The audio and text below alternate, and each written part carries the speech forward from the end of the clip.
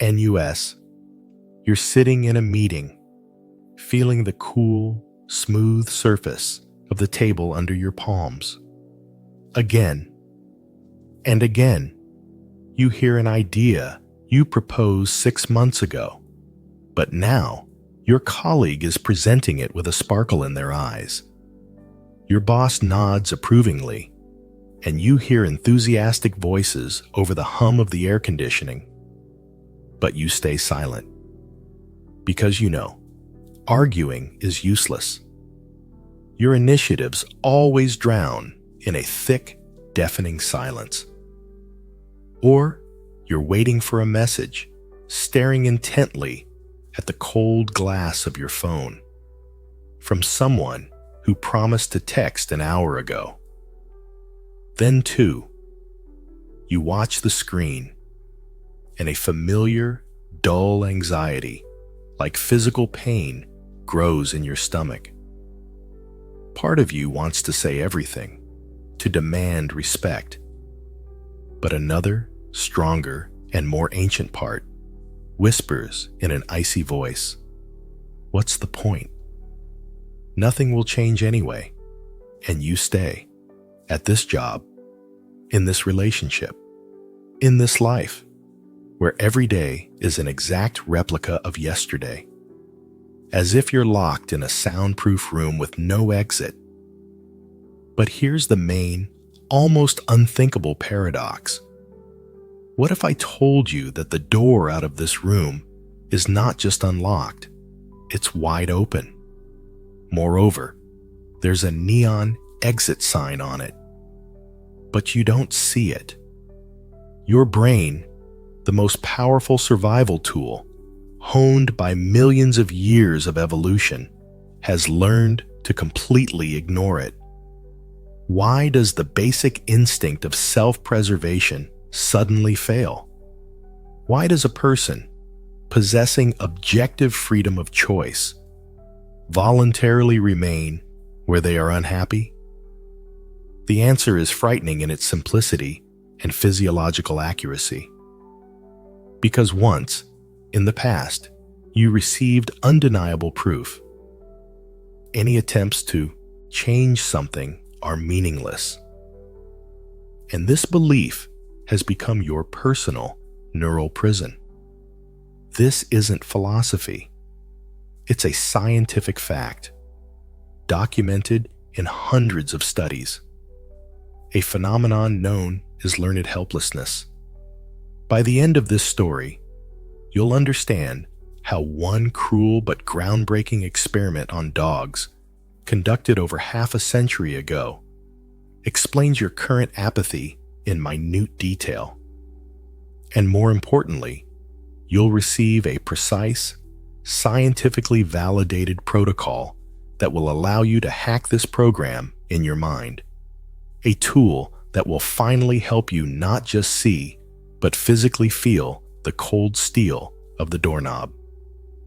Chapter 1: The Dogs Who Gave Up. Let's go back to 1967. A psychological laboratory at the University of Pennsylvania. Imagine the place.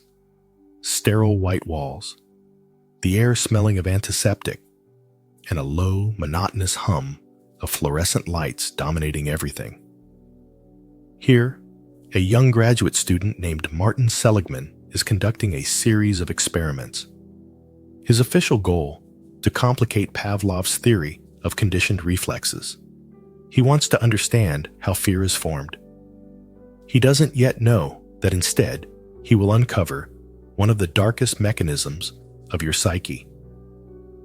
A discovery he will make completely by accident, observing an anomaly that no one could explain. The essence of the experiment was simple and cruel. Seligman and his colleague divided dogs into two groups. They were placed in cages with floors that could deliver electric shocks. The first group of dogs had a lever in their cage. By pressing it with their nose, the dog could immediately turn off the pain. The animals, yelping with each shock, quickly learned this connection, pain, then action, then relief. A clear neural circuit responsible for controlling the situation was formed in their brains. But for the second group, the lever was a sham. It had no effect. Whatever the dogs did, pressed it, barked, thrashed around the cage to exhaustion, the pain didn't stop. The electric shocks were random, absolutely unpredictable. The only lesson they learned was different. No matter what you do, nothing will change. Suffering is inevitable and uncontrollable. But the most terrifying and telling part began in the second stage. Both groups of dogs were placed in a new enclosure. It was divided by a low barrier that any dog could easily jump over.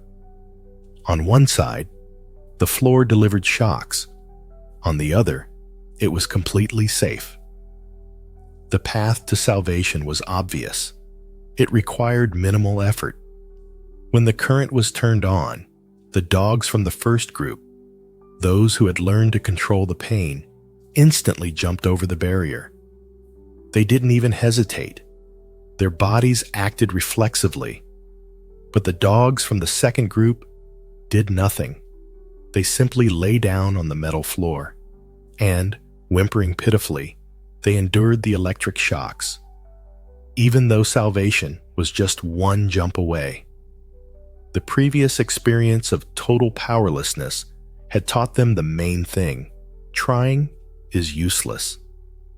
At that moment, Seligman understood. Helplessness, it's not an innate weakness of character. It's not a lack of will. It's a learned state. It's a neural program that can be written into the brain of any living creature if it's subjected to uncontrollable stress. Forcing the adrenal glands to release cortisol without the possibility of a fight-or-flight reaction. But how exactly does this animalistic mechanism paralyze human will? Why does it make you stay at a hateful job and endure toxic relationships? It turns out it doesn't strike haphazardly. It delivers 3 precise, calculated blows to the most vulnerable points of our psyche. Chapter 2: The 3 Horsemen of Paralysis. Imagine a person stuck in their cage. They open their eyes in the morning, and the first thought that hits them is, "Here we go again." They believe that trying to change anything is useless. They don't see options. They don't look for solutions.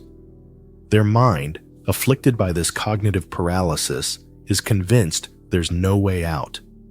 Then they feel, or rather they feel almost nothing.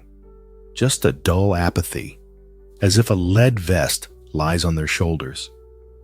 There's no anger to fight, no joy to strive for anything. Just a gray, viscous emptiness where all emotions are muted. And finally, they act, or rather they don't act. They don't send out resumes. They don't start a vital but difficult conversation. They simply drift along, performing routine rituals to get through the day. Thought, feeling, and action, the entire operating system of their personality is paralyzed. Martin Seligman broke down this paralysis into 3 components. 3 deficits that form the syndrome of learned helplessness. First, cognitive. This is a deficit of thought. You stop believing that your actions have any impact. You lose the ability to see the fundamental connection between cause and effect. Your brain simply refuses to look for solutions because it's already convinced of failure. Like a GPS that gives an route, impossible error before you even start. Second, motivational. This is a deficit of will. Why do anything if it's meaningless? the very energy for action disappears. Remember, this isn't laziness. It's a complete collapse of the reward system in your brain, where the production of the motivation molecule dopamine is critically reduced. And third, emotional, a deficit of feeling. When you can't influence the source of stress for a long time, your psyche activates a defense mechanism, emotional numbness. Apathy and depression become the backdrop of life. This state is so similar to clinical depression that many modern theories consider learned helplessness its key model. These three horsemen, thought, will, and feeling, create a perfect storm. It's a closed, self-reinforcing neural loop that feeds itself. Cognitive deficit whispers, "You can't change anything." Motivational deficit replies, "Then I won't even try." Emotional deficit concludes, "And I won't feel anything about it." And this is where the trap snaps shut. Your inaction, caused by apathy, becomes the main, irrefutable proof for your own brain that you are indeed incapable of anything. And this belief, in turn, plunges you even deeper into apathy, tightening the noose. The circle is closed. Learned helplessness, it's not just a bad mood. It's a self-sustaining system that reprograms the basic settings of your psyche. It creates a distorted but internally logical reality in which inaction becomes the only reasonable survival strategy. And this laboratory mechanism perfectly, with frightening accuracy, describes the traps you fall into in real life. From an electric shock cage to an office chair with a toxic boss. Chapter 3. From the lab to the office. Imagine an employee who joins a company full of ideas, with shining eyes. In the first month, he proposes a new project. His boss ignores him, without looking up from the monitor. In the second, he finds a way to optimize a process, but hears a cold, "Don't interfere, that's how it's done here," in response.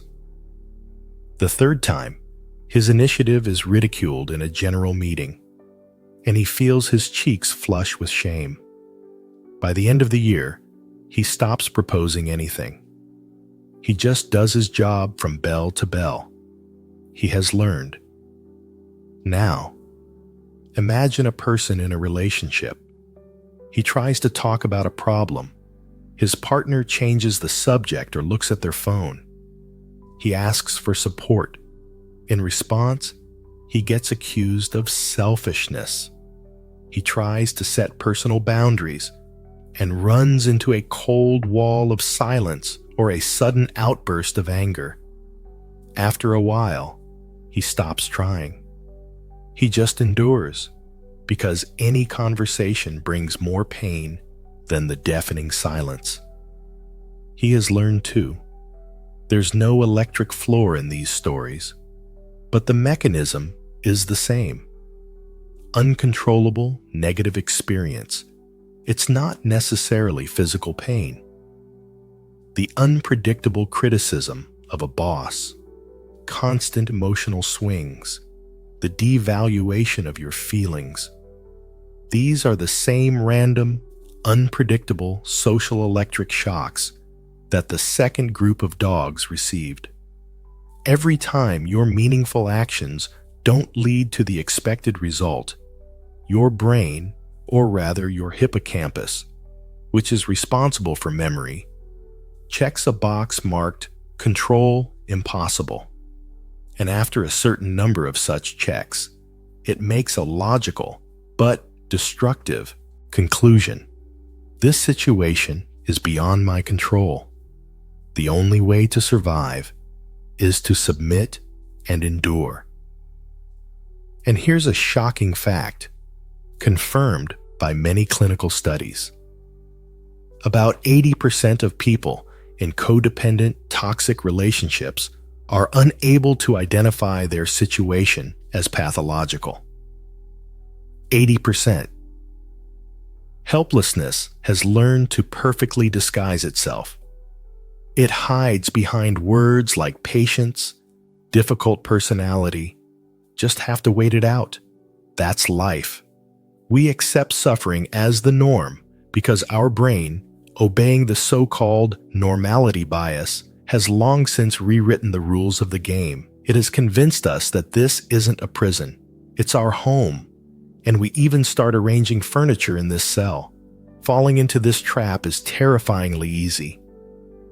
All it takes is one prolonged series of failures at work, or one toxic partner, to trigger this cascading mechanism. But here arises the main question.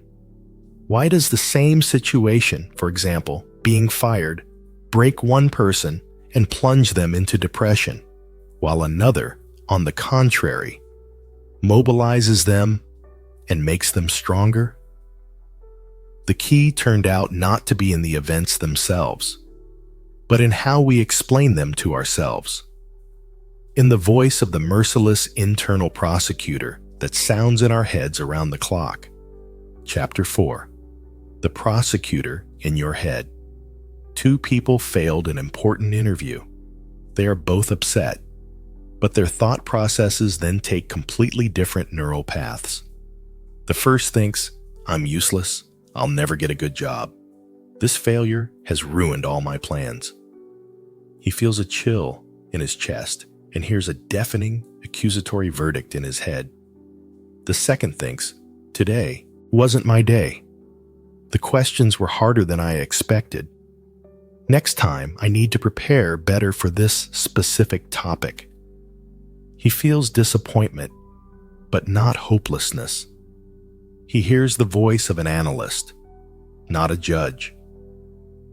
A week later, the first is still depressed.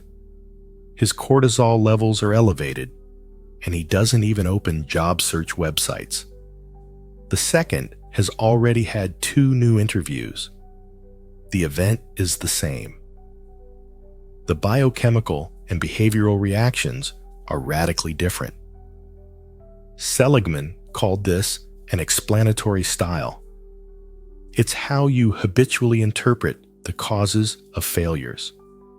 And the pessimistic style, which fuels helplessness, has 3 characteristic features. The toxic formula of the 3 Ps. First P, personalization. You believe that the cause of failure is within yourself. It's my fault, not circumstances, not chance, but your personal, unchangeable qualities. This is a cognitive error leading to shame. Second P, permanence. You perceive the cause as eternal, carved in stone. It was like this, and it always will be. One failure becomes a prediction of all future failures. This is a direct path to hopelessness. And third P, pervasiveness. You allow one problem to poison all areas of your life, like a drop of ink. Since I failed the interview, I'm a failure in everything, in my career, in relationships, and in life. This leads to total helplessness. These 3 beliefs, it's me, it's forever, it's everywhere, are the invisible bars of your mental prison. The most insidious thing is that this explanatory style is not your conscious choice. It's an automatic cognitive habit that forms in childhood and adolescence under the influence of parents, teachers, and early life experiences. It works at a reflex level, like a well-oiled machine. When something bad happens, these thoughts flash through your mind in fractions of a second. before you even have time to analyze them. They come from the emotional center of the brain, the amygdala, bypassing the rational prefrontal cortex. You don't think them. You just feel them as undeniable truth, as the unequivocal verdict of your internal prosecutor. It is this internal prosecutor who condemns you and delivers a verdict long before you can call a lawyer. He turns any, even the most minor, defeat into a life sentence in the cell of learned helplessness. But here's the best news in this whole story. News that changes absolutely everything. If this way of thinking can be learned, then it can be unlearned. It can be reprogrammed. After spending years studying what breaks people, Martin Seligman dedicated the second half of his career to finding an antidote. And he found it. He created a technology capable of overthrowing the internal prosecutor. Chapter 5. The Antidote to Paralysis. For years he watched as will turned to ash. In the sterile silence of laboratories, he saw energetic creatures become apathetic shadows of themselves. He described the mechanism, gave it a name, but something gnawed at him. If helplessness is the result of learning, if a mind can be taught to surrender, then doesn't that mean it can be taught the opposite? This thought was a flash of lightning, a fundamental shift. What if hope, resilience, optimism are not character traits given to you at birth? What if they are skills, like reading or riding a bicycle? Skills that can be trained. At that moment, Seligman shifted from studying what breaks a person to investigating what makes them unbreakable. He sought an antidote, and he found it. This antidote was called learned optimism. And here, you need to immediately discard all the junk about positive thinking and affirmations. This is not blind faith in the best. It's a realist's skill. It's the work of an internal advocate who methodically and coolly disputes the arguments of your internal prosecutor. The prosecutor screams, "All is lost. It's my fault. It will always be like this." The advocate calmly retorts, "Let's look at the facts. Is it really everything? Is it really only your fault? And on what basis have we decided that this is forever?" This is not denial of the problem. It is its dissection. A precise surgical analysis of the catastrophic thoughts that trigger the chain reaction of helplessness. But how do you teach this to a brain that has already condemned itself? The answer was found in those same old experiments. When Seligman tried to cure helpless dogs, he opened the partition, showing the way to salvation. But the dogs didn't move. They just lay on the cold floor and whimpered, passively accepting the electric shocks. Words and signs didn't work. Then the researchers did something else. They literally took the dog, its trembling, tense body, and physically dragged it over the low barrier to the safe side. Protocols show this had to be done at least twice, and only on the third or fourth time, when the animal's paws again and again felt the firm, safe ground, a short circuit occurred in its brain. The old neural circuit, effort equals pain, broke. It suddenly understood salvation is real. And the next time, it jumped the barrier itself. They needed physical proof, an action that destroyed the old belief. Your brain, stuck in a cycle of pessimism, isn't enough to just say, "Hey, there's a way out." It needs your body to feel that way out, for your feet to feel solid ground on the other side of despair. It needs a specific, step-by-step tool to literally drag itself over the barrier of habitual, toxic thoughts. So what is this tool? What is that algorithm that can break the code of helplessness in your own head? Chapter 6. The hacking tool, ABCDE. Let's return to our hero, the one who just failed the interview. He sits in his car, and the silence in the cabin is broken only by the soft hiss of the air conditioning. He watches the raindrops crawling across the windshield, and each one seems to reflect his own worthlessness.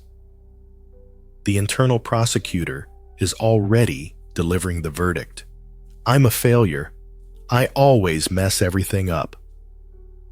Apathy fills his body with a viscous leaden weight, paralyzing the desire to even turn the ignition key. He's ready to turn around and go home, to spend the rest of the day in self-recrimination. But this time, something changes. Instead of drowning in these thoughts, he decides to interrogate them. He pulls out a notebook, and the squeak of the spring seems deafening. He's about to apply that very tool, that very technique that Seligman developed to hack the helplessness program. Right now, step by step. This technique is called ABCDE. 5 letters, 5 steps, forming the basis of cognitive behavioral therapy. A. Adversity.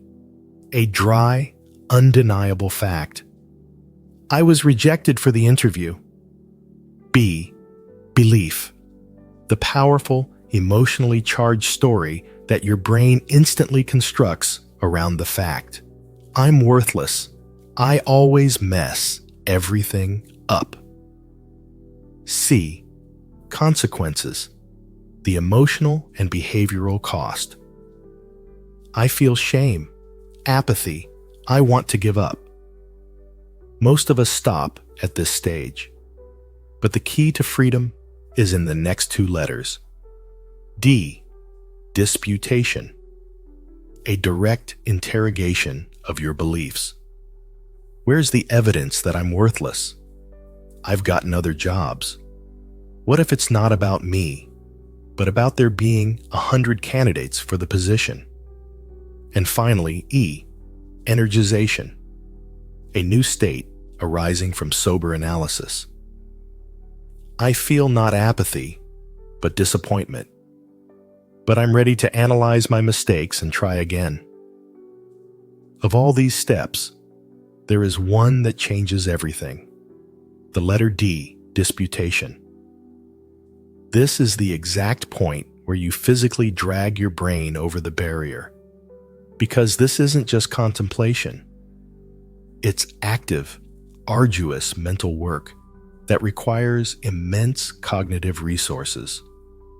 You need to become your own investigator, to look for evidence that refutes your catastrophic theory, to look for alternative, less destructive explanations, to ask yourself, even if my belief is partly true, is it helpful for me to believe it? Does it help me solve the problem, or just paralyze me, raising my cortisol levels? This is a direct, conscious confrontation with that very internal prosecutor who has been winning cases in the court of your mind for decades without a single objection from the defense. The ABCDE technique is, in essence, mental physiotherapy.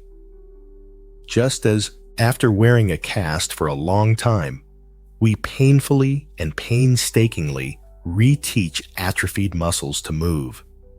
Here, we retrain the brain's neural networks not to go into a spasm of passivity at the first sign of failure, At first, this internal dialogue seems strained, alien, like speaking a poorly learned foreign language. But with each time, disputing automatic pessimism becomes easier. With each time, the neural pathways responsible for an optimistic, explanatory style become wider and faster, and the voice of the internal advocate becomes louder and more confident. Now, we have all the pieces of the puzzle. The experiment that uncovered the problem, the mechanism that explains it, and the tool that solves it. Let's put this picture together and see what it tells us about the most important prison, the prison we build ourselves. And so this whole story, from the whimpering dogs in the lab to you at your hated job, boils down to one simple but devastatingly effective system. It all starts with a series of uncontrollable shocks, events that convince your nervous system that resistance is futile. This helplessness strikes at 3 points, causing complete paralysis. Your mind stops believing it can change anything. Your will loses the energy to even try. Your feelings freeze in numb apathy. The fuel for this mechanism is your internal prosecutor, the habit of explaining any failure as a personal, permanent, and pervasive catastrophe. But this operating system of despair has a vulnerability. The ABCDE tool, it's the master key that allows you to hack its code, to dispute automatic beliefs, and to restore your energy for action. And here you are, sitting in your mental cage. For years, you've looked at its walls. They seem cast from steel and concrete, cold and insurmountable to the touch. The voice in your head, your prosecutor, convincingly argued that there was no way out, that any attempts were meaningless. But now, armed with this knowledge, you look at these walls differently. You reach out, expecting to feel cold stone, but your fingers pass through the wall with a soft hiss, like through dry ice. You suddenly realize it's not concrete, it's frozen mist, a dense, tangible illusion woven from old fears and cognitive distortions. And the door? It was never locked. You just didn't see the doorknob, because all your life you were convinced it wasn't there. And at this moment comes the main realization. The most relentless warden in the prison of your life, it's not a tyrannical boss, not a toxic partner, and not a hostile world. The most relentless warden, it's the dominant story you've grown accustomed to telling yourself about yourself. The story of your inability, your fault, your doom. We don't live in reality as such. We live in a neurobiological model of reality that our brain constructs every second. And the greatest freedom a person can achieve is not to change the world, but to gain the right and master the skill, to hack the source code of this story and rewrite it. In the end, it all comes down to 2 moments. First, to discern the bars of the invisible cage, to feel their mental coldness, and then to reach out, to feel the cold metal of the doorknob, to hear a quiet but deafening click, and to push open the door that was always open. Ask yourself, which of these is actually harder? To realize that you are trapped in your own thoughts? Or, already knowing the way out, to find the strength to take the first, most difficult step